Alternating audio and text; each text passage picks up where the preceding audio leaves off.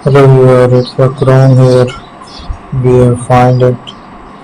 I will try to make the designs, use the different shapes, add a paint over it. Let's change it with that shape.